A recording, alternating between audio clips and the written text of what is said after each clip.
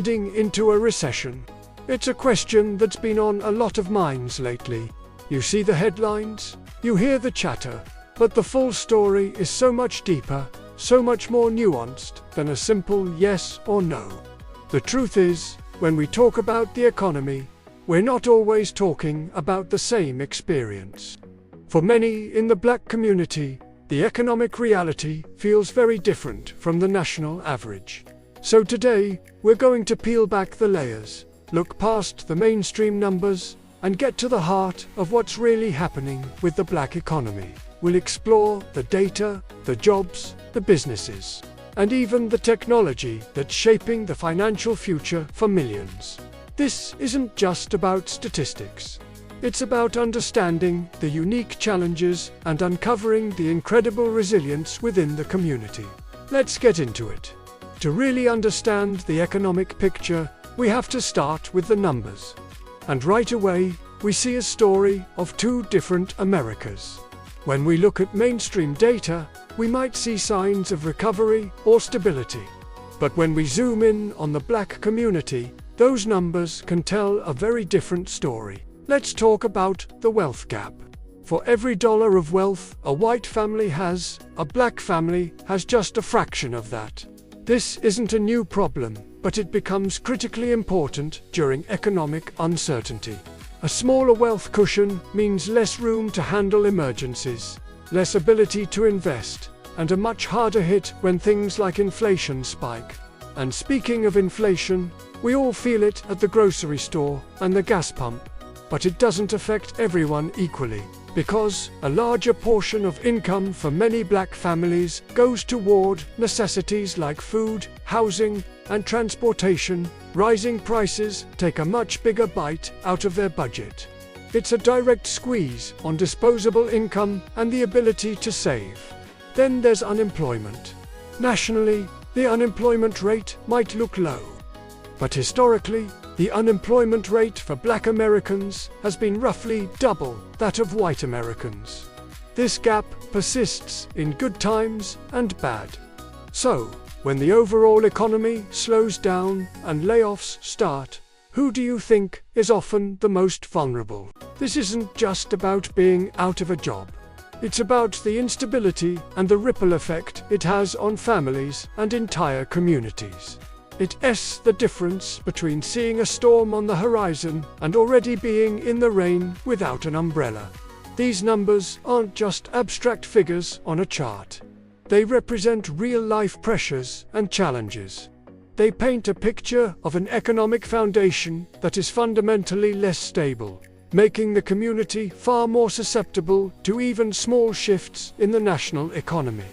It's why the question of a recession for Black America is so urgent, because, for many, the downturn isn't a future possibility. It feels like a present reality. Now, let's talk about jobs.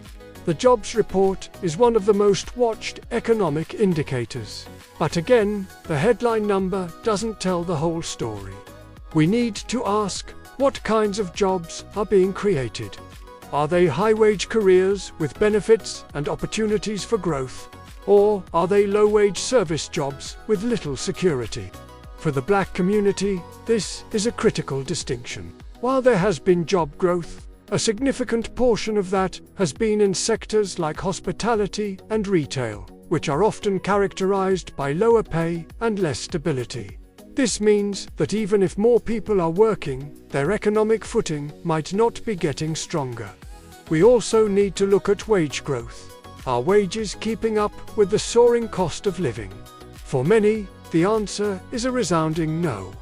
A small pay raise doesn't mean much when your rent, groceries, and gas prices have all jumped significantly higher.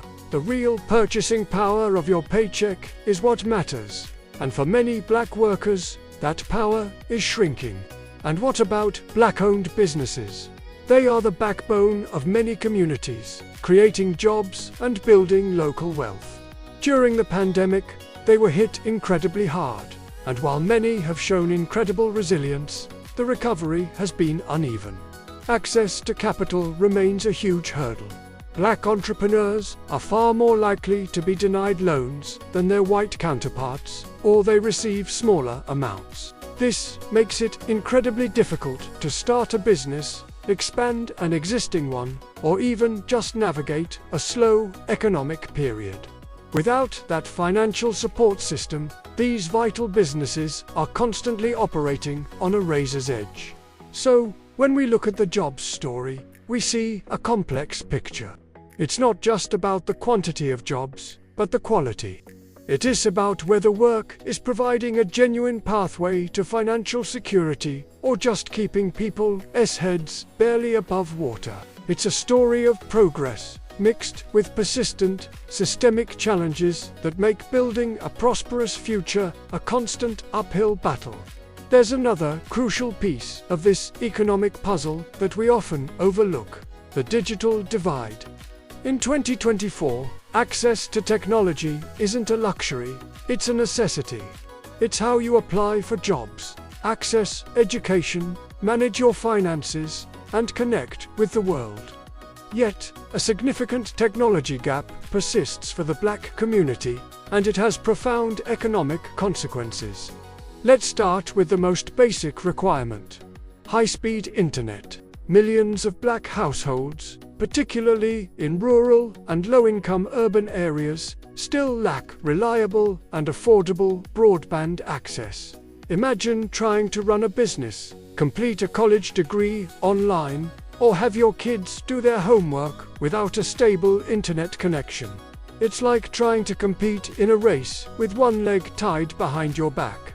This isn't just an inconvenience, it's a barrier to economic opportunity. Beyond just access, there's the issue of digital literacy. Having the skills to navigate the digital world effectively is crucial for today's job market. From basic office software to more advanced tech skills, a lack of training can lock people out of higher-paying jobs. Programs and initiatives are working to close this gap, but the need is immense. And when we look at the tech industry itself, the engine of so much modern wealth creation, Black professionals are still severely underrepresented. This isn't just about fairness. It's about missed opportunities. When the people designing the technology and building the companies don't reflect the diversity of our society, the products and solutions they create often fail to serve everyone. It also means that the immense wealth generated by the tech sector is not being shared equitably. The digital divide is an invisible wall that reinforces existing economic disparities. Closing this gap isn't just a tech issue. It's an economic imperative for the future of Black America. So, after looking at the wealth gap, the job market, and the digital divide, we come back to our original question. Is Black America heading into a recession? The honest answer is that for many, it already feels like one. The data shows a community facing disproportionate pressures from inflation, persistent unemployment gaps, and systemic barriers to wealth creation. The foundation is simply more fragile, making any national economic tremor feel like an earthquake. But that is not the end of the story. It's a story of challenge, yes, but it is also a story of incredible resilience, innovation, and determination. We see it in the Black-owned businesses that continue to thrive against all odds. We see it in the community organizations working to improve financial literacy and bridge the digital divide. We see it in the growing push for policy changes that address systemic inequities, from fair lending practices to investments in education and infrastructure. The path forward isn't simple. It requires a conscious and targeted effort. It means investing in Black entrepreneurs, ensuring equitable access to high-quality jobs and capital, and closing the digital divide once and for all.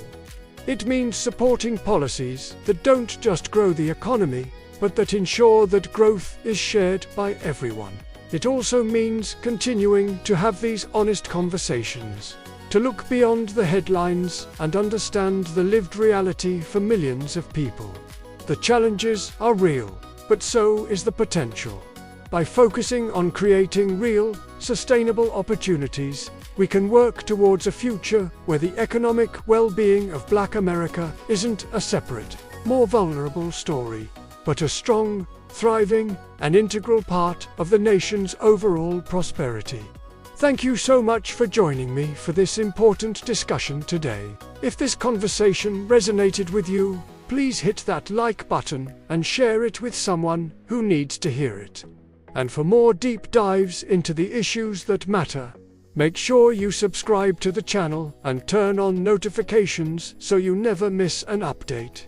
I'd love to hear your thoughts in the comments below. What's your experience with the economy right now? Let's keep this conversation going. Thanks for watching, and I'll see you in the next video.